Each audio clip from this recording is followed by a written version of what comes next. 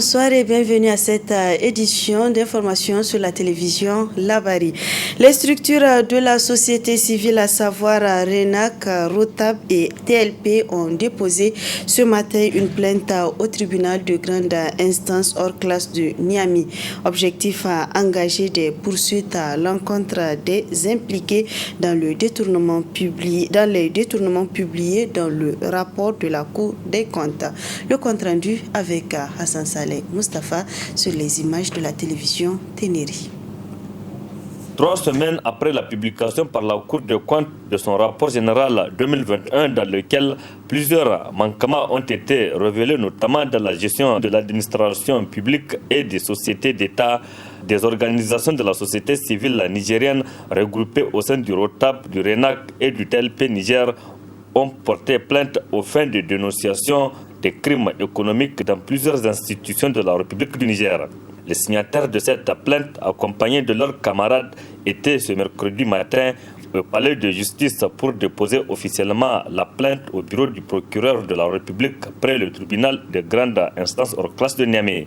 Dans ce rapport, quand même, il y avait tellement eu des cas de malversation économique et aussi on a constaté quand même un manque à gagner pour l'État, pour la nation du Niger d'à peu près 60 milliards pour l'année 2020. Ce qui fait en sorte que dans le cadre de notre contribution citoyenne en tant qu'organisation de la société civile, nous nous sommes décidés quand même de venir aujourd'hui au palais de justice de Niamey pour des dénonciations en réalité, afin d'accompagner non seulement la Cour dans ses travaux, aussi afin d'accompagner le président de la République du Niger, comme il l'a dit, comme il l'a demandé auprès des organisations de la société civile, de l'aider à lutter contre la corruption. Donc c'est pour cela que nous sommes là aujourd'hui, conformément aussi à la Constitution qui nous rappelle quand même que les biens publics sont sacrés et inviolables, et en même temps que, en tant qu'acteur de la société civile, il s'agit pour nous de pouvoir non seulement après ces dénonciations, de pouvoir enclencher d'autres actions qui vont accompagner, et de dire aussi que même les anciennes actions en réalité que nous avons lancées, que ce soit des plaintes ici au niveau national, international, que les acteurs en réalité sont en pied d'œuvre et sont en train de suivre tout ce qu'on a pu commencer depuis quelques années, et que le peuple doit soutenir les acteurs que nous sommes pour que nous puissions avoir gain de cause. Ces organisations de la société civile nigérienne restent plus que jamais déterminées à se battre en faveur de la bonne gouvernance au Niger. On est optimiste parce que, comme je l'ai dit au début, le président de la République lui-même l'a demandé qu'on l'aide. Et on est en train de le faire, mais on ne va pas s'arrêter ici. Et bientôt, on va déclencher d'autres mécanismes, que ce soit au niveau sous-régional et au niveau international. Et nous allons lancer aussi bientôt une pétition pour demander au moins la signature de 100 000 personnes que nous allons transmettre en même temps à la justice et aussi au président de la République. À travers cet acte, les signataires souhaitent voir une poursuite judiciaire engagée afin d'appréhender toutes les personnes qui seraient impliquées dans les malversations financières révélées par la Cour des comptes dans son rapport général 2021. Cérémonie officielle d'installation du cadre de concertation entre la CNDH et le Haut Commissariat des Nations Unies aux droits de l'homme à Niger ce matin dans les locaux de la CNDH. Ce cadre a comme entre autres missions spécifiques d'organiser les échanges entre les parties prenantes et assurer une meilleure planification et coordination des activités entre les deux institutions. Le compte rendu avec Hamza Sakou et Sadoudou. Identifier les axes de collaboration et coordonner les activités qui seront réalisées dans les domaines de la promotion et de la protection des droits de l'homme au Niger est la mission principale du cadre de collaboration entre la Commission nationale des droits humains et le Haut Commissariat des droits de l'homme aux Nations Unies. La présente rencontre entre les commissaires aux droits humains se veut celle de son installation. Je suis convaincu que la cérémonie qui nous réunit aujourd'hui, à savoir l'installation officielle du cadre de concertation CNDH, HCDH, va jeter les jalons d'un partenariat fructueux entre nos deux institutions. Le cadre de concertation déjà créé par arrêté numéro 0031 CNDH-SG du 5 mai 2022 qui vient d'être lu va désormais servir de mécanisme formel de collaboration et d'échange réguliers entre nos deux institutions. Il permettra également de formaliser le partenariat existant entre nos deux institutions, d'assurer de meilleures planifications et coordination de nos activités, d'évaluer mensuellement nos actions communes de partenariat, ainsi que l'évolution de la situation des droits humains au Niger, de renforcer le plaidoyer en faveur de la promotion et de la protection des droits humains, et enfin d'apporter des ajustements nécessaires chaque fois que de besoin dans la mise en œuvre de nos activités. Appuyant l'État dans ses efforts de promotion et protection des droits humains, le haut-commissaire des Nations Unies aux droits de l'homme a remercié la CNDH pour le partenariat fructueux avant de la réitérer son engagement à œuvrer à ses côtés. Nous avons des relations particulières. Donc on va travailler main dans la main, voilà, main dans la main. Et je vous remercie pour l'idée lumineuse qui a permis de créer ce cadre de concertation, ce groupe de travail-là qui va nous permettre de renforcer notre partenariat, d'être au service de la CNDH, voilà, d'être au service des priorités de l'État du Niger, d'être au service des besoins de population, des citoyennes et citoyens du Niger. Vraiment, pour nous, c'est un moment important.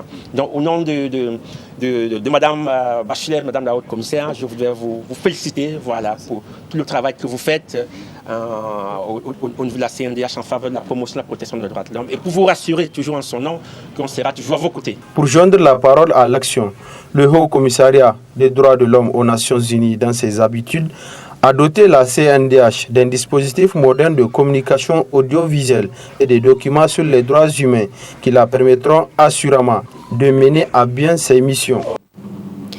Le président de la CNDH a reçu ce matin en audience l'ambassadeur de l'Espagne au Niger dans les locaux de son institution. Une visite qui, selon l'ambassadeur, marque une prise de contact et d'éventuelle collaboration des deux États.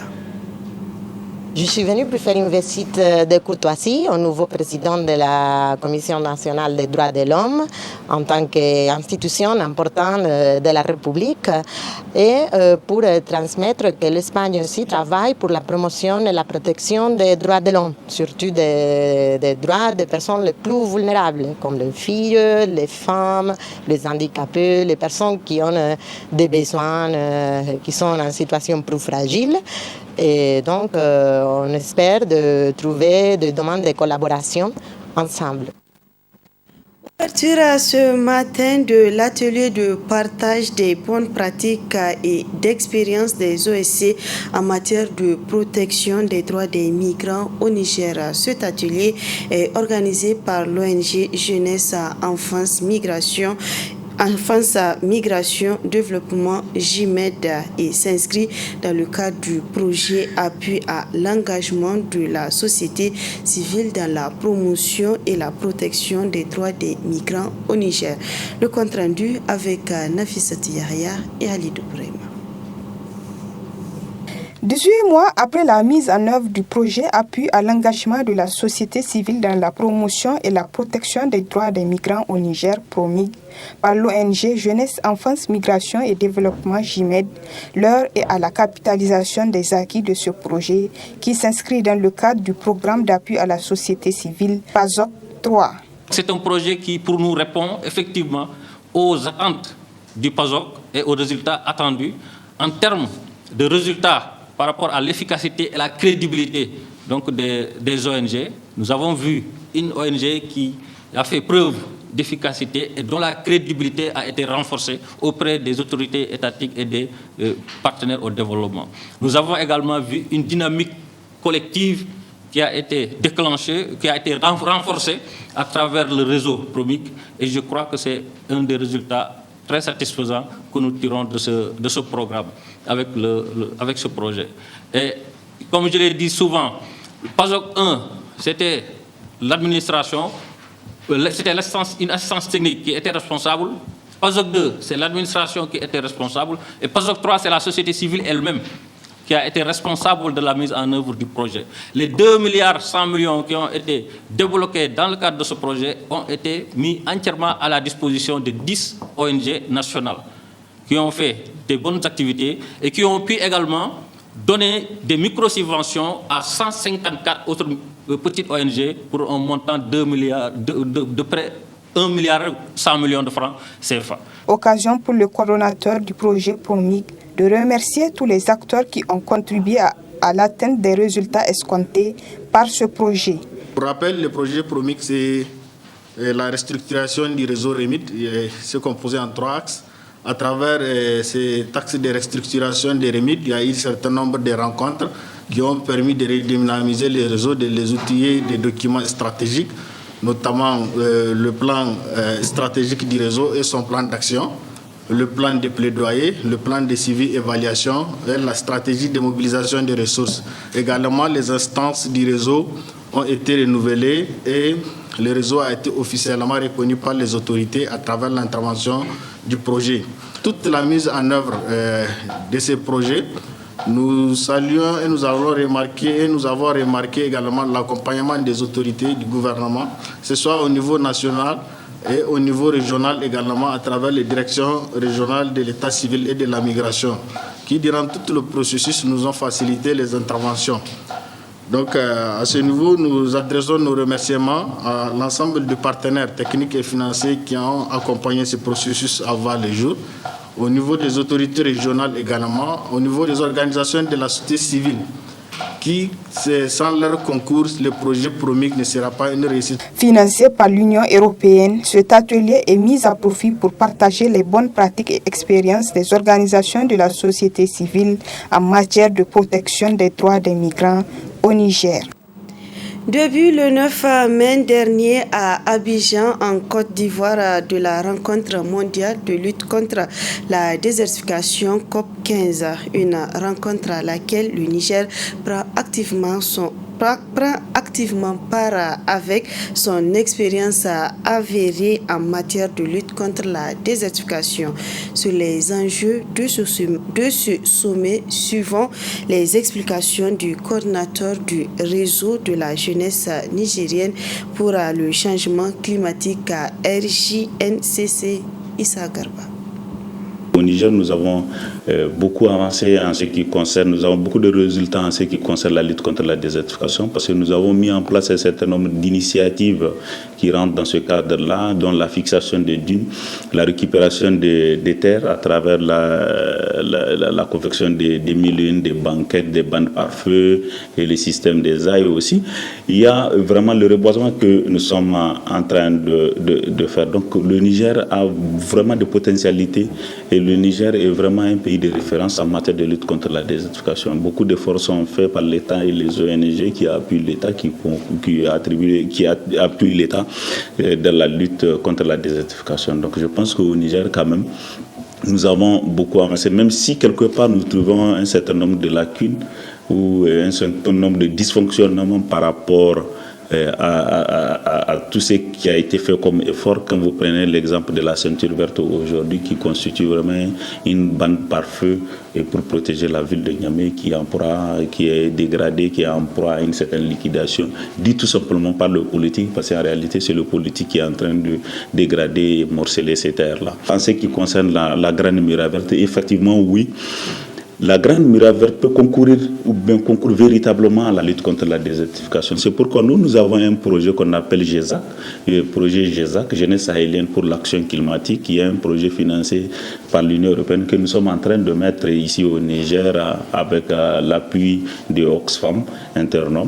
Je pense que si vraiment la Grande Muraille Verte, les pays qui composent la Grande Muraille Verte, qui sont 17 pays qui composent la Grande Muraille Verte, ont des ressources nécessaires avec vraiment les ressources humaines aussi nécessaires pour pouvoir mettre en œuvre ce projet. Ce projet va contribuer véritablement à la lutte contre la désertification et surtout à développer aussi, surtout que le projet a été mis à jour pour pouvoir prendre un certain nombre d'aspects par rapport à les activités génératrices de revenus aux communautés pour faire aussi pour que le projet puisse contribuer à la résilience économique des communautés qui verront ou bénéficiaires de ces projets-là. Donc je pense que vraiment si les États mettent des moyens conséquents et leurs partenaires mettent des moyens conséquents pour la lutte, pour la réalisation de la Grande Muraille Verte, ce projet peut contribuer efficacement à la lutte contre la désertification. Nos attentes, c'est à deux niveaux d'abord. Notre première attente, que vraiment les pays développés puissent respecter leur engagement qu'ils ont pris. Ça fait 15 ans, donc depuis la première conférence des partis, qu'ils puissent assumer ces engagements-là et mettre les moyens à la disposition des pays qui sont en proie à la désertification, tels que le Niger, qui n'ont pas les moyens. Et notre deuxième attente, c'est de voir, parce que le Niger est en train de candidater pour la 17e conférence des partis. Donc notre souhait, le Niger, ayant toutes ces expériences, ayant encore 2/3 de son pays désertique. Et je pense que c'est aussi des arguments que le gouvernement nigérien doit faire prévaloir pour faire passer notre candidature. Parce que le Niger compte organiser, a déposé sa candidature pour l'organisation de la 17e conférence de paix. 11 mai 1981, 11 mai 2022, cela fait jour pour jour 41 ans que disparaissait Robert Nesta Marley, plus connu sous le nom de Bob Marley, grand rastaman qui compte aujourd'hui encore nombreux fans de par le monde, comme nous allons le constater à travers ce reportage signé Abdelrazak Léo. Les rastas ou dreadlocks sont des mèches de cheveux emmêlés qui se forment quand les cheveux sont laissés à pousser naturellement sans l'utilisation de brosse ou peigne durant une longue période. Mais c'est surtout un terme abrégé pour désigner ce qui concerne ou se réclame du courant culturel et religieux Rastafari. Au Niger, c'est une toute autre histoire. Parler de mes dreadlocks, pour ne pas dire mes cheveux, c'est vrai que l'histoire est très récente, mais sinon j'avais commencé à les poser. En tout cas, c'est pas relativement à la musique d'abord, parce que j'avais fait dans les années 93-94. Et après, j'ai enlevé compte tenu de la pression surtout familiale et des pesanteurs sociales. Et j'avais renouvelé en 96 aussi, quand j'étais au lycée. Encore la pression a continué, donc j'ai enlevé, c'est un peu difficile. Et ça, donc il a fallu en 97, quand j'ai été à l'université aussi encore, donc j'ai recommencé. Donc véritablement, donc, ça a précédé ma carrière musicale, parce que moi j'avais commencé en 96 timidement, mais véritablement en 97 avec les camarades du campus. Être Rasta aussi, c'est porteur des valeurs. Quand je dis valeurs, par exemple, j'ai vu chez nous, par exemple, les musiciens qui se disent Rasta, qui chantent des thématiques et que maintenant, dans leur vie pratique, ils sont à porte-à-faux avec ces thématiques-là. Et ça pose un sérieux problème. Donc, je crois bien que ce qu'un Rasta chante ou ce qu'il dit, il doit l'incarner lui-même. Pour soi d'abord et pour les autres. Le mouvement Rasta est né à New York, après qu'un Jamaïcain du nom de Marcus Garvey ait prédit dans le ghetto de Harlem qu'un roi noir allait être couronné en Afrique et qui rassemblerait les tribus perdues pour les libérer et les ramener en Afrique. Haïlé Sélassié. Pour beaucoup qui sont dans la dynamique, comment ça s'appelle, de Haïlé Sélassié, qui pour loi ne s'arrête pas seulement à la dimension du roi, pour eux qui incarne Dieu. Donc ça pose un problème sérieux, par exemple, pour un chrétien Rasta ou pour un musulman Rasta. Ça c'est sérieux. Donc il ne peut pas s'inscrire dans une dynamique religieuse. En Afrique, et principalement au Niger, c'est surtout les reggaeman qui ont les dreadlocks. Et pour beaucoup, ça va de pair. Le reggae, quand tu acceptes d'être reggaeman, là, c'est comme si tu acceptes toutes les conditionnalités, tous les comportements qu'un reggaeman doit adopter, à savoir laisser les cheveux longs, et transmettre le message, un message vraiment très fort dans ses chansons. Donc là, à savoir, bon, peut-être la société, certains sont mal vus, certains aussi ne sont pas mal vus, puisque nous sommes dans une société fataliste ici au Niger où beaucoup disent qu'il suffit d'orienter une voie un peu anti-religieuse pour qu'on dise que Kadrane Allah est.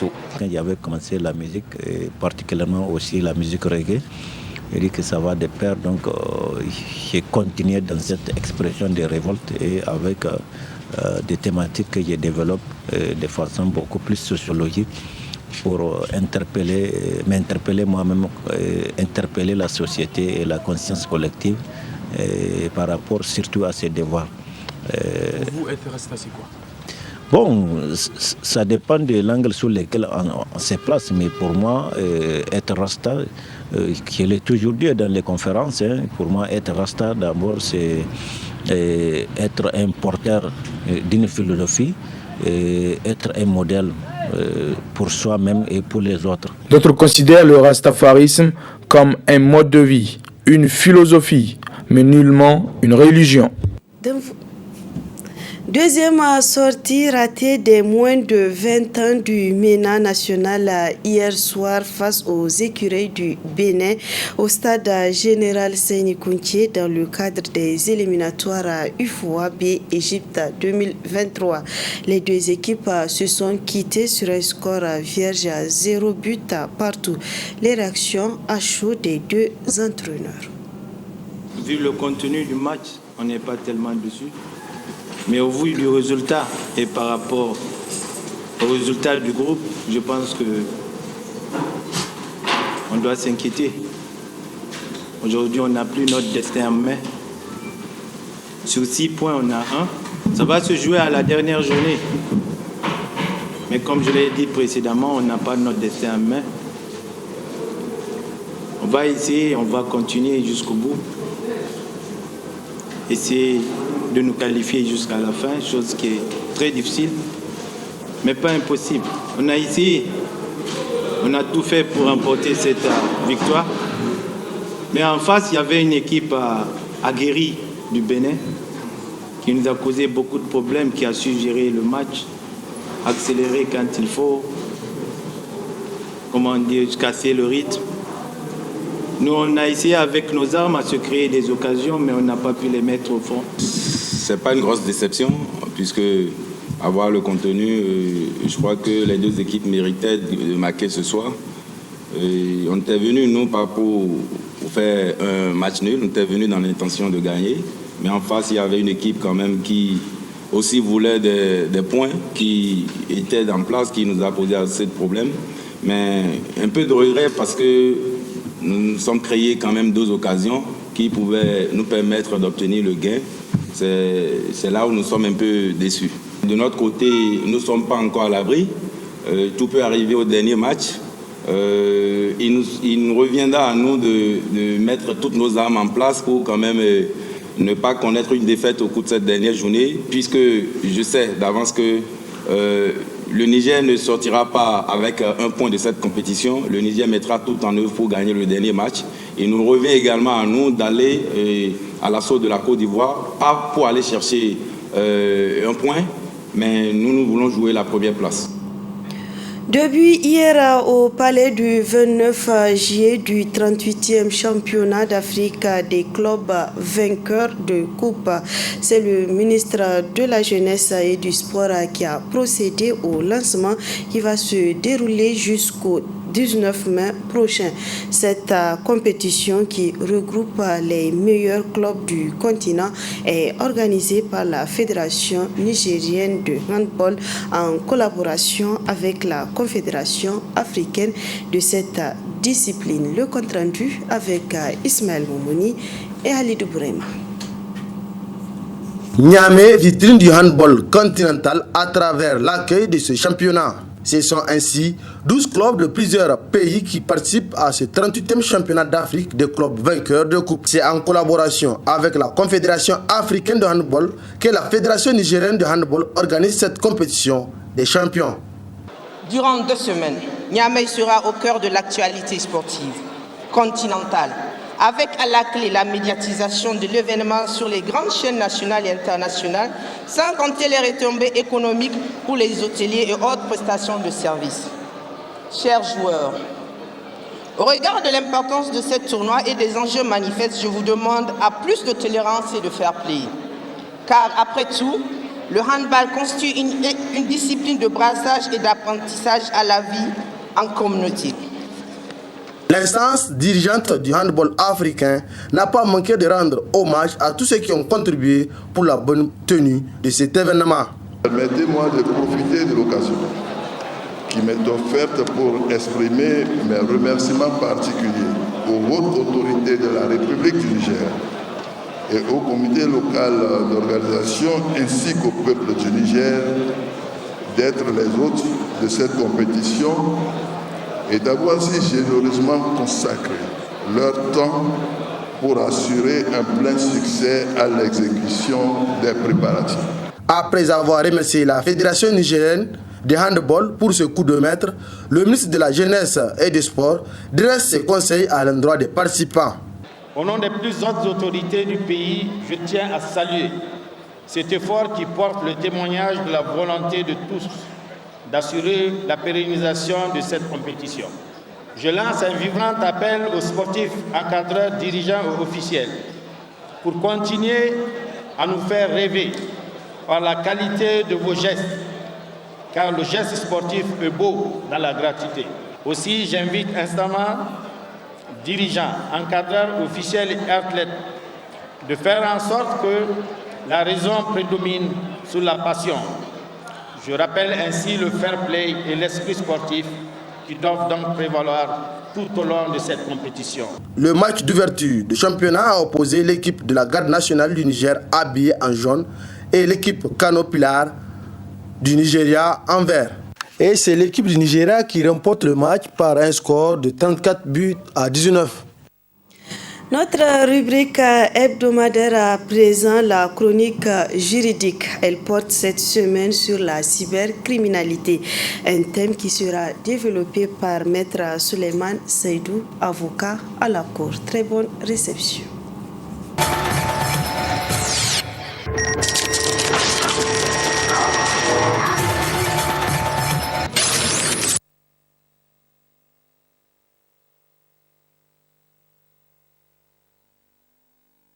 La cybercriminalité, au sens de la loi 2019-33 portant répression de la cybercriminalité au Niger, la cybercriminalité est définie comme étant l'ensemble des infractions pénales qui se commettent au moyen ou sur les réseaux de télécommunications ou par le biais d'un système d'information. Alors, il s'agit d'une panoplie d'infractions qui sont regroupées sur la bannière de la cybercriminalité. Aujourd'hui, c'est une thématique qui est suffisamment d'actualité avec l'avènement des réseaux sociaux tels que Facebook, WhatsApp ou de manière générale l'utilisation des moyens de communication électronique. Alors, la cybercriminalité qui regroupe un certain nombre d'infractions ont été listées par la loi 2019-33 que je viens d'évoquer tantôt. Parmi ces infractions, il y a l'infraction d'usurpation d'identité numérique. Il s'agit d'une infraction qui consiste à usurper de manière intentionnelle et sans droit l'identité d'une autre personne dans la perspective de troubler sa tranquillité, dans la perspective de trouver également de porter atteinte à son honneur, à sa réputation ou à sa dignité de manière générale. Lorsque on prend aujourd'hui ce qui se passe sur les réseaux sociaux, spécifiquement par exemple sur Facebook, vous pouvez avoir un compte Facebook. Et une personne mal intentionnée peut utiliser votre nom plus votre photo pour ouvrir un second compte Facebook. Et sur le fondement de ce second compte Facebook, il peut se mettre par exemple à publier des images ou des photos pornographiques de vous sur les réseaux sociaux dans la simple perspective, en tout cas, de porter atteinte à votre honneur ou à votre dignité. Une autre personne peut également créer un profil Facebook qui correspond à votre profil Facebook, mais qui n'est pas véritablement votre compte. Et sur le fondement de ce compte frauduleux qu'il crée, il peut se mettre par exemple a fait des sollicitations d'argent auprès de vos amis, de vos connaissances, pour leur demander de lui donner un certain nombre de sommes d'argent. Il s'agit des faits, en réalité, qui sont constitutifs de ce qu'on appelle l'usurpation d'identité numérique. Il s'agit d'une infraction qui a été prévue par la loi sur la cybercriminalité et qui est réprimée de manière, en tout cas forte, par le législateur nigérien. Lorsque vous vous rendez coupable d'une telle infraction, les juridictions ont la possibilité de vous sanctionner conformément aux dispositions de la loi portant répression de la cybercriminalité, d'une peine qui est comprise entre 2 à 5 ans et d'une amende de 5 millions à 20 millions. Donc vous voyez là, il s'agit d'une infraction spécifique, mais qui rentre dans le cadre de la cybercriminalité. En dehors de cette infraction, aujourd'hui, les gens s'insurgent notamment sur des actes et des comportements, des paroles et autres à caractère raciste, régionaliste, ethnique ou même religieux. Il s'agit également des infractions qui sont prises en charge par la loi sur la cybercriminalité. Vous pouvez, par le biais, par exemple, d'un écrit, par le biais d'un message, par le biais des photos, des sons ou des vidéos, par exemple, de nature, par exemple, à mettre les Nigériens en conflit, à mettre, par exemple, la religion, les musulmans et les chrétiens en conflit. Vous pouvez également, à travers ces mêmes écrits, les mêmes messages, confronter, par exemple, deux ethnies. Il s'agit d'un certain nombre de comportements que la loi réprime également sous la bannière de ce qu'on appelle la loi sur la cybercriminalité.